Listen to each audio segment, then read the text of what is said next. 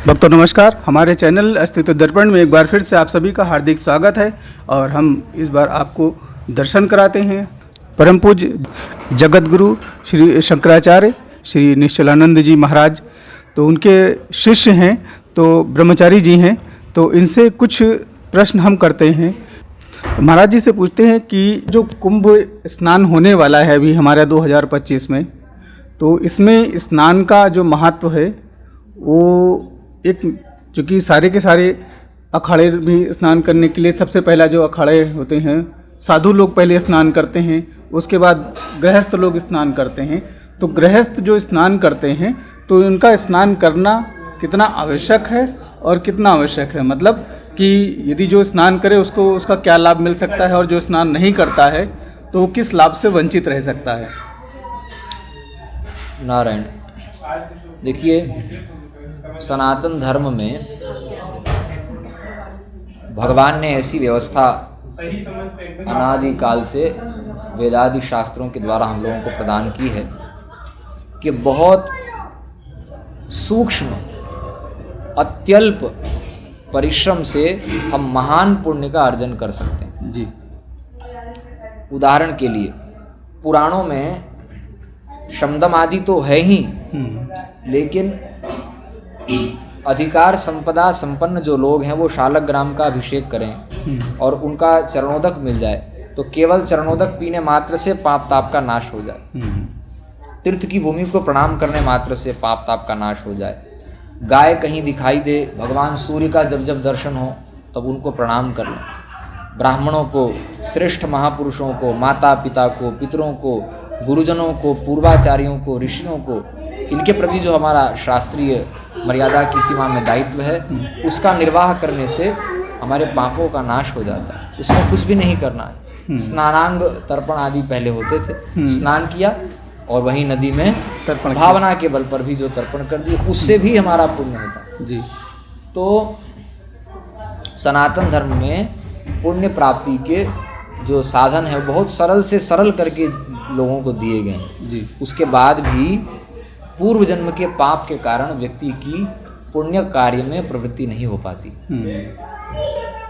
ये विवशता होती है। जहाँ तक कुंभादि पर्वों की बात है तो देखिए ज्योतिष के अनुसार सूर्य चंद्र बृहस्पति आदि ग्रहों की जो गति है उनका जो चक्र है जी, योग विशेष कुंभ जो है वो योग विशेष है। पुराण में आप देखेंगे तो उसको अलग किसी घटना से जोड़ा गया है, ज्योतिष शास्त्र में देखेंगे तो किसी अलग घटना से, आगम में आप देखते हैं तो उसमें भी किसी घटना से योग विशेष से जोड़ा जाता है। लेकिन ये सारी बातें अपने आप में विरोधी नहीं है, इन सब बातों में आपस में सामंजस्य है, एक दूसरे की पोषिका बातें हैं, ये सब तथ्य एक दूसरे के पोषक हैं। तो कुंभ जो है वो कुंभ का अर्थ संस्कृत में घड़ा होता है जी, उपलक्षण है ये।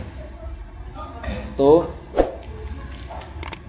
शास्त्र की यह मर्यादा है, नाम का निर्धारण किसी न किसी घटना विशेष की परंपरा से हो जाता है। भगवान गरुड़ ने जी, वो अमृत का जो कलश है वो भगवान गरुड़ उसको ले करके जब परिभ्रमण उन्होंने किया और जहाँ जहाँ वो कुंभ हाथ से हिला और छलक करके जहाँ जहाँ बिंदु निपात हुआ जी, अमृत बिंदु का निपात जहाँ जहाँ हुआ वहाँ वहाँ योग विशेष में कुंभ का योग, हरिद्वार में कब कुंभ हो, नासिक में कब कुंभ हो, उज्जैनी में कब कुंभ हो, तीर्थराज प्रयाग में कब कुंभ हो, इसके योग हैं ज्योतिष शास्त्र के अनुसार, जिसमें बृहस्पति की बड़ी भारी महिमा है, सूर्य बृहस्पति चंद्र आदि ग्रहों की जी। तो उनके हिसाब से कुंभ का योग होता है और उसका बहुत सा स्वरूप है। एक तो अमृत का कुंभ वहाँ छलका, इससे भी कुंभ है। दूसरा दिव्यता, वहाँ पर एक मानो एक घड़े में सारी दिव्यताएं आ गई। कहते ना भाई इतनी सारी चीज़ें, बहुत लोग कहते हैं कि इनकी जो पर्सनालिटी एकदम कलेक्टिव पर्सनालिटी, ऐसे ही कुंभ का फिर अर्थ क्या हो जाता, सारी दिव्यताओं का संकलन करके मानो एक जगह उसको संकलित कर दिया जी। योग विशेष, देश विशेष, वस्तु विशेष, सारी दिव्यताएं आ गई तो कुंभ हो गया।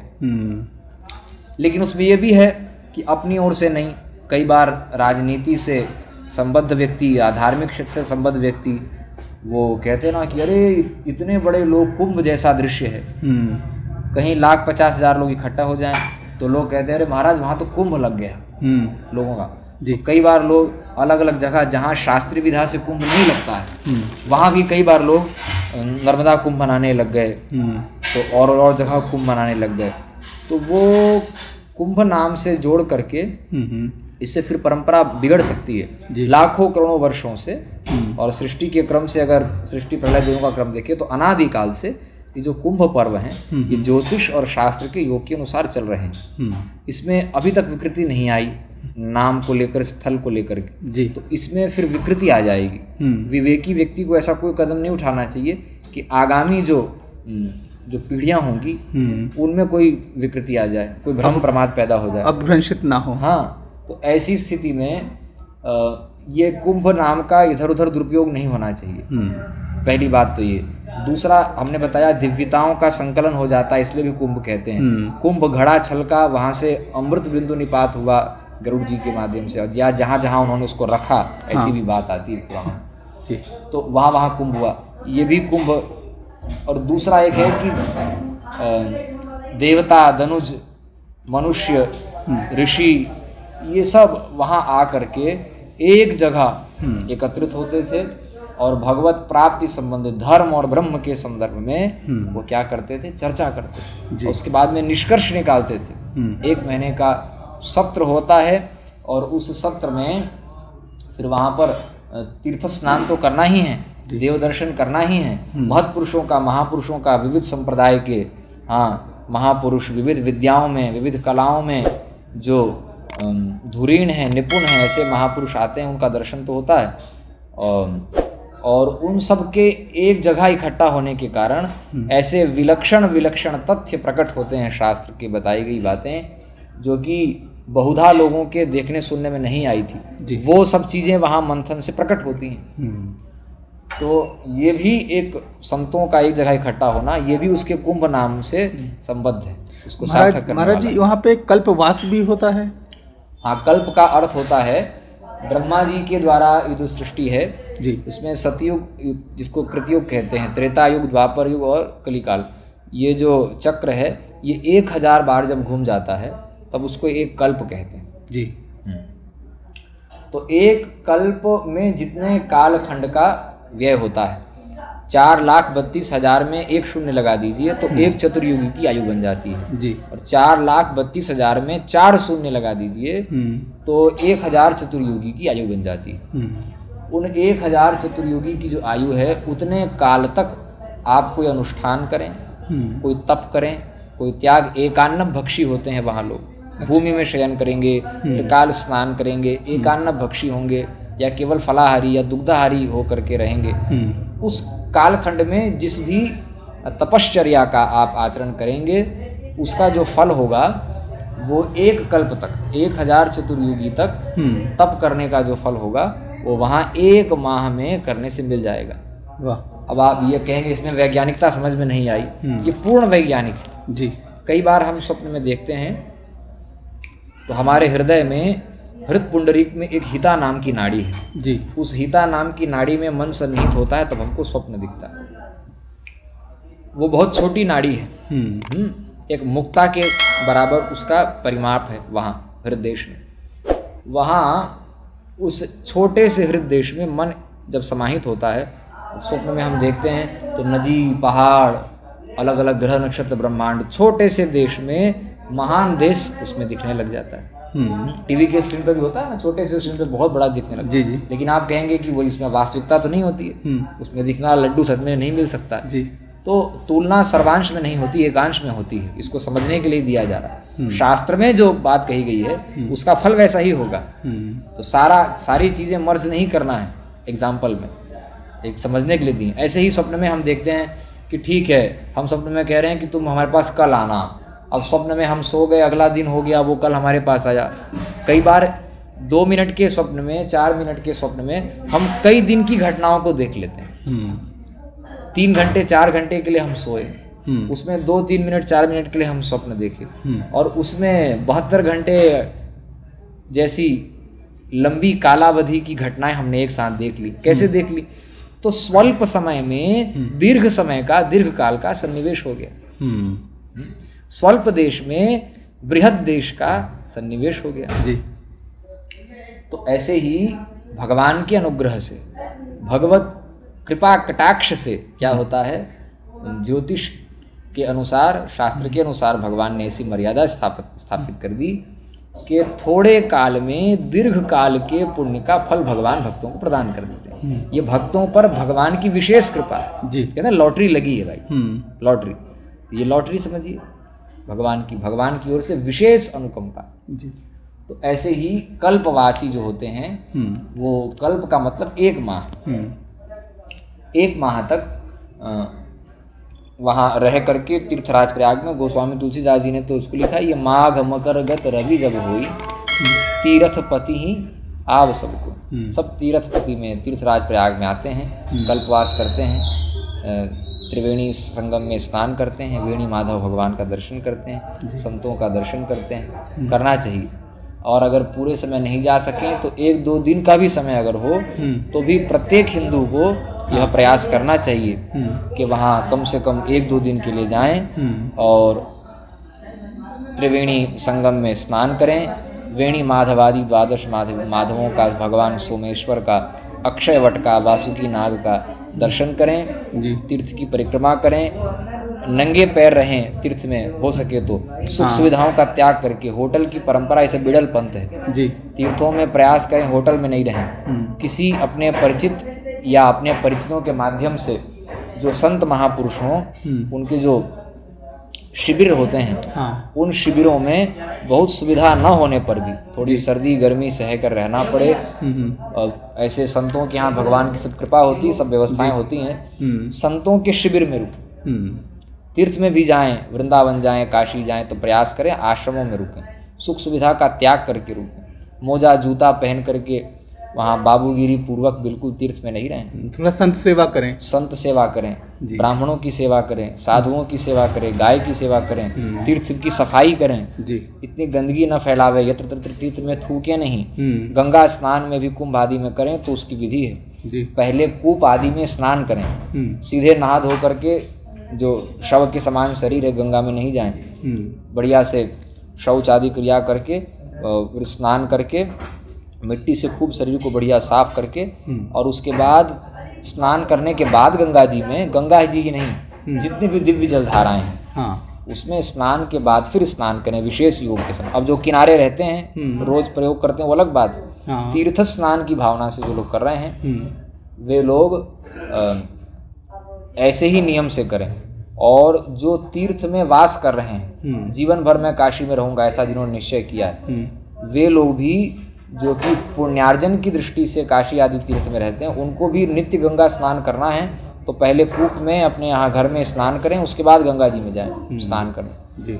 अपने शरीर का तैल और मल मूत्र आदि गंगा में नहीं छोड़ें।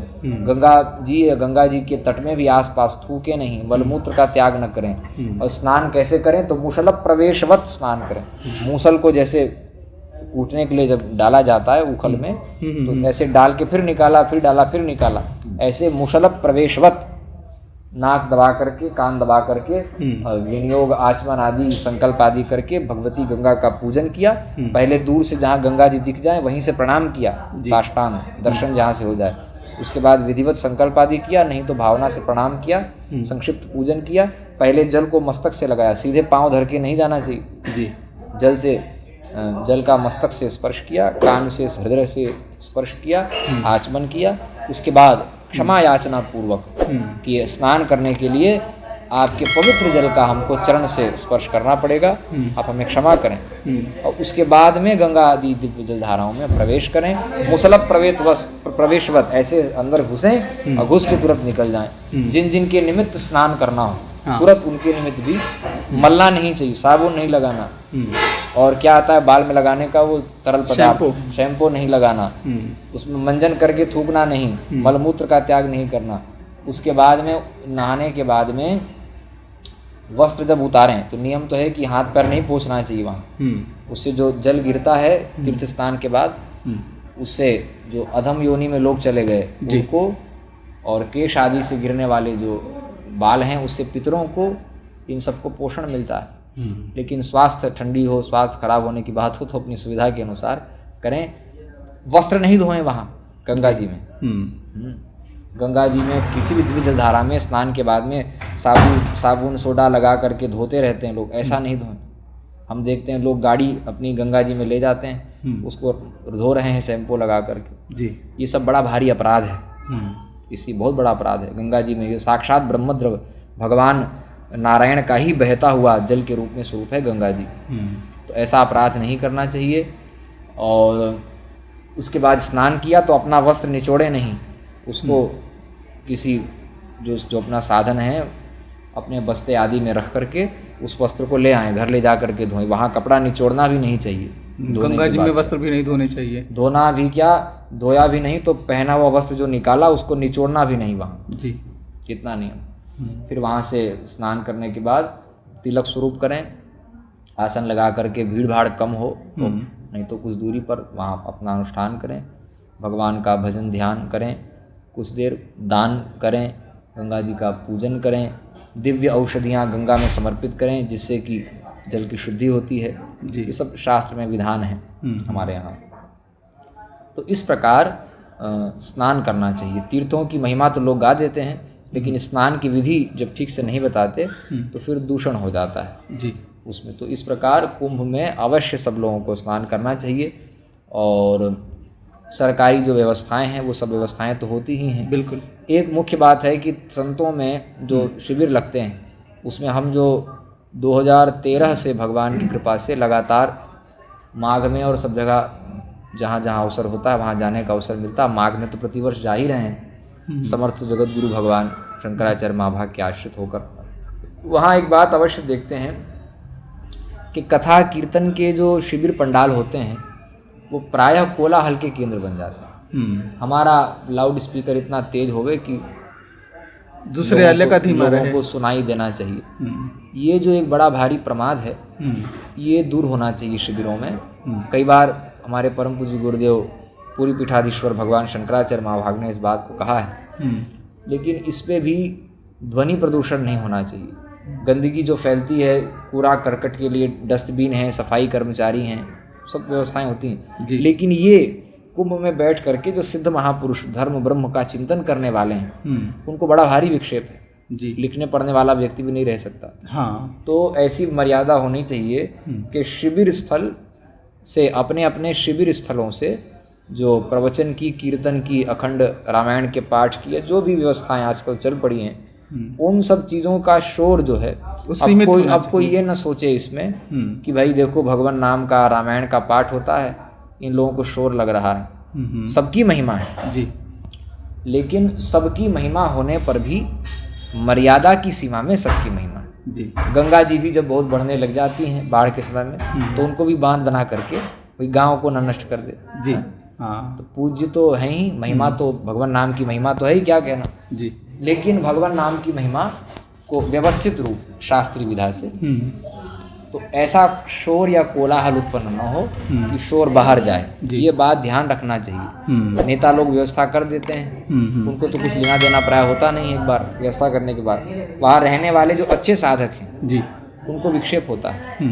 इसीलिए सबको, सभी संत महापुरुषों को या संस्थाओं को जो शिविर लगाते हैं उनको ये बात ध्यान में रखनी चाहिए कि वे सब लोग शिविर स्थल से बाहर आवाज़ न जाए। वो जो लोहे का लाउड स्पीकर होता है वो नहीं लगाना चाहिए। और सरकारी भी जो लाउड स्पीकर हैं उसमें 24 घंटे जो भजन बजता रहता है, अमुक व्यक्ति खो गया, अमुक व्यक्ति खो गया, इसकी जो घोषणाएं होती रहती हैं उसकी घोषणा में उसकी आवाज़ बहुत कम रखनी चाहिए। लोगों को पता होना चाहिए, जगह जगह जन सूचना केंद्र अधिक बनाएं। लाउड स्पीकर कम खर्चे में हो जाता है काम, उसकी अपेक्षा प्रायः सभी चौक चौराहों में, बहुत दूरी में चौक चौराहा है, मार्ग की बहुत दूरी होने के बाद में चौक चौराहा आता है, तो फिर बीच बीच में भी जन सूचना केंद्र होने चाहिए। ऐसे लोग हों जिनका काम हो भूले भटके लोगों को रास्ता ही बताएं वो, ठीक है। क्योंकि पुलिस वाले जो वहाँ ड्यूटी में होते हैं वो तो प्रायः बाहर से आए हुए होते हैं। हाँ। यद्यपि उनको दिया जाता है प्रशिक्षण, ट्रेनिंग तो अवश्य होती होगी, लेकिन फिर भी पृथक से भी ऐसा कोई प्रकल्प चल सकता है। ये लाउड स्पीकर 24 घंटा वहाँ चलता रहे, कोलाहल होता रहे, ये अच्छा स्वरूप नहीं जाता। तो कुंभ का मेला शब्द जो है वो मेला जो झमेला बन जाता है, हमारे पूज्य गुरुदेव कहते हैं ये महापर्व है, मेला झमेला नहीं है। हाँ। तो उसमें जो मछली बाजार वाली स्थिति नहीं बनना चाहिए, जी। उससे उसकी मर्यादा घटती है। एक इस बात का ध्यान रखना चाहिए। दूसरा, ऐसे बहुत से लोग हैं जो कि कुंभ आदि योग पर विश्वास नहीं रखते, वेदादि शास्त्रों पर श्रद्धा नहीं रखते, लेकिन वहाँ आने वाले लोगों के बीच में अपना प्रचार का, एडवर्टाइजमेंट का केंद्र बना समझ करके वहाँ प्रचार करने लग, बाइबिल का प्रचार करने लग जाते हैं लोग। जी। ऐसे लोगों को कठोरतापूर्वक उसमें प्रतिबंधित करना चाहिए, प्रवेश नहीं देना और चाहिए। ऐसे लोग अगर पकड़े जाएं हाँ। तो निश्चित रूप से उनके लिए दंड का विधान होना चाहिए। वो एडवर्टाइजिंग के लिए भीड़ इकट्ठा करने की व्यवस्था नहीं है। दुनिया में ऐसी कोई शक्ति नहीं है आज के समय में। जी। किसी धार्मिक तंत्र में भी ऐसी व्यवस्था नहीं है जो एक जगह, एक स्थान में, जिस दिन मुख्य पर्व होता है स्नान का, उस दिन तो करोड़ में संख्या चली जाती है। ऐसी कहीं कोई व्यवस्था किसी की यहाँ भी नहीं है कि वो बिना किसी सरकारी व्यवस्था सबके लिए भोजन की कहाँ होती? क्या सबके लिए सरकार निशुल्क रेलगाड़ी, बस की व्यवस्था करती है? सबके रोटी की व्यवस्था सरकार निशुल्क करती है? सबके रहनिवास की व्यवस्था क्या सरकार करती है? जितनी व्यवस्थाएं करती हैं उतना भी अच्छा है, करना ही चाहिए, वो उनका दायित्व भी है और उनके लिए साधुवाद भी है जो करते हैं। लेकिन ऐसी कोई व्यवस्था नहीं, उसका पृथक से कोई एडवर्टाइजमेंट, प्रचार नहीं। पंचांग में परंपरा से लिखा होता है और इतने लोग वहाँ एकत्रित हो जाते हैं। ये हमारी सनातन व्यवस्था है। जी। तो वहाँ आने वाले लोग हमारे परंपरा प्राप्त हमारे लोग हैं जी। उनको एडवर्टाइजमेंट के नाम पर मूढ़ने का जो प्रयास करते हैं, ये हमारी आचार्य पीठों की ओर से भी ये बात उन लोगों के ध्यान में आना चाहिए, शासन प्रशासन के ध्यान में, कि जब ये वैदिक सनातन आर्य हिंदुओं का यह महापर्व है, हम किसी को बहुत उदारता का परिचय भारत ने दिया है जी। और आज भी हम लोग उदार ही हैं, लेकिन उसका यह मतलब नहीं है जो उदारता अपने अस्तित्व और आदर्श पर संकट बन जाए। जी। तो क्षुद्रम हृदय दौर्बल्यम त्यक्तोत्तिष्ठ परंतप, उस क्षुद्र दुर्बलता का त्याग करके वो खड़ा होना चाहिए। तो ऐसे विधर्मियों को वहाँ प्रवेश नहीं मिलना चाहिए। और एक बात आई कि वहाँ मिलने वाले जो सामान हैं उसमें कौन व्यक्ति बेचे, कौन व्यक्ति नहीं बेचे। भाई, जीविका में तो कम से कम ये धार्मिक विषय को मत लाओ। धर्म इतना व्यापक है कि आएगा ही, क्या खावें क्या नहीं खावें, ये धर्म है कि नहीं? जी। तो धर्म के बाहर का विषय कैसे हुआ? कुंभ का पर्व हो चाहे ना हो, हम तो यहाँ तक कह रहे हैं कि कुंभ का पर्व न भी हो तो भी हमको ये ध्यान रखना चाहिए कि हम जो सामान खरीद कर ला रहे हैं वो कहाँ से ला रहे हैं, क्या खा रहे हैं हम, वो हमारे धर्म की सीमा में। तो धर्म का त्याग हम कैसे कर सकते हैं? मुसलमानों के यहाँ भी वो लोग, उनके यहाँ नियम है कि वो सूअर का मांस वो लोग नहीं खाते हैं। हम तो सबको कहते हैं भाई किसी का मांस मत खाओ, लेकिन चलो जो जैसा कर रहा है। लेकिन आप ये समझिए उनके यहाँ भी एक मर्यादा है कि नहीं? उसमें बाधा पहुँचने पर जिंदाबाद मुर्दाबाद करने के लिए 24/7 तैयार हैं।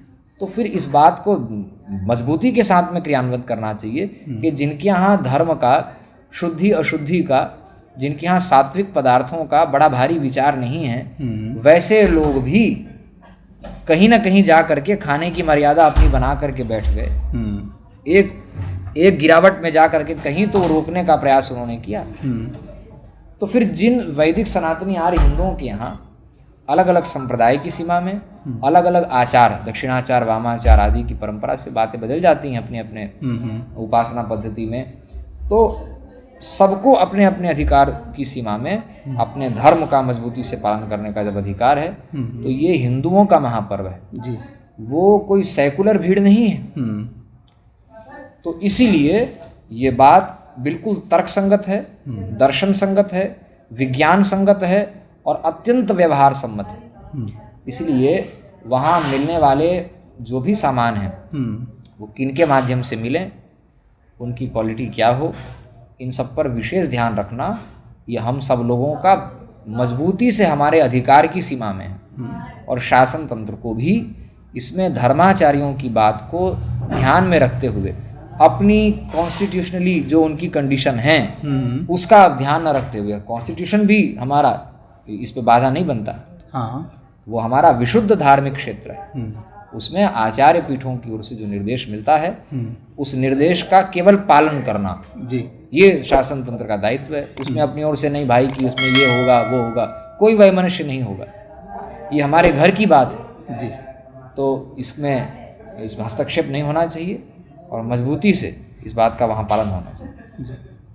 और नकली भी कुछ लोग होते हैं जो परंपरा प्राप्त आचार्य नहीं हैं, परंपरा से जो जगत गुरु नहीं हैं, उनमें भी बड़ी बिड़लपंथी की फैक्ट्री है जी। इस पे भी शासन तंत्र ध्यान देकर सावधान रहे। तो जो हमारी प्रमाणिक 4 पीठें हैं, उन 4 पीठों के ही आचार्य शंकराचार्य हैं जी। उनमें जो 4 पीठ के प्रामाणिक आचार्य हैं, उनमें जो प्रामाणिक आचार्य हैं, उन प्रामाणिक आचार्यों के अतिरिक्त धार्मिक आध्यात्मिक गंदगी फैलाने वाले लोग वहाँ प्रवेश न करें, कोई दूषण न फैलावें। तदर्थ प्रामाणिक आचार्यों के यहाँ से मार्गदर्शन लेकर के सरकार को काम करना चाहिए। ये जो मुख्य मुख्य बातें हैं कहीं। और राजा लोग भी आते थे, संतों से मार्गदर्शन लेते थे। ऐसे संत जो गिरी कंदराओं में रहते हैं, जो किसी राजा के यहाँ नहीं जाते, ऐसे संत भी कुंभ में आते थे, जिनको राजा अपने यहाँ नहीं ले जा सकते हैं या गिरी कंदरा में वहाँ उन तक नहीं पहुँच सकते हैं, तो वे भी वहाँ आते थे। तो उनसे वो राजाओं को उपदेश प्राप्त होता था। तो ये परंपरा भी चलना चाहिए। मुख्यमंत्री आदि की ओर से संतों के लिए खाली निर्देशिका जारी हो कुंभ में, ये भी बहुत अच्छी बात नहीं है। व्यवस्था की दृष्टि से जो बातें हैं वो ठीक हैं, लेकिन ये लोगों का भी दायित्व है कि जब राम जी को भी वशिष्ठ जी की आवश्यकता है, चंद्रगुप्त को चाणक्य की आवश्यकता है, सुधन्मा को शंकराचार्य की आवश्यकता है, शिवाजी को समर्थ रामदास जी की आवश्यकता है, पांडवों को व्यास धौम्य की आवश्यकता है, प्रहलाद जी को नारद जी की आवश्यकता है।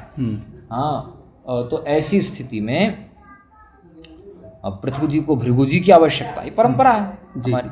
तो ऐसी स्थिति में स्वयंभू मनमुखी काम न चले देश में, संतों से आकर के शासन तंत्र से संबद्ध जो लोग हैं वो अत्यंत अभिमान और आलस्य छोड़ करके प्रामाणिक आचार्यों के पास आवें, उनसे मार्गदर्शन लेवें। और जो कमी राष्ट्र की दृष्टि से रह रही है, धर्म के राजनीति के भी विशेषज्ञ संत ही होते हैं, आचार्य ही होते हैं जी। तो कैसे और शोधन होना चाहिए, तदर्थ उनको मार्गदर्शन भी लेना चाहिए। यही कुंभ का पूर्ण स्वरूप है जी। जगत गुरु शंकराचार्य निश्चलानंद जी महाराज के जो शिष्य ब्रह्मचारी जी हैं, इनके हमने उद्गार सुने। और हमारा वीडियो आपको कैसा लगा? हम इसको वीडियो नहीं कहेंगे, बल्कि जगत गुरु के द्वारा दिए गए उपदेश हैं, जिनको हम अपने जीवन में अप्लाई करके, जीवन में उनका आचरण करके अपने जीवन को सुगम और बहुत ही सुव्यवस्थित तरीके से अपने आचार विचार को हम बना सकते हैं, जिससे जीवन सुलभ हो सके।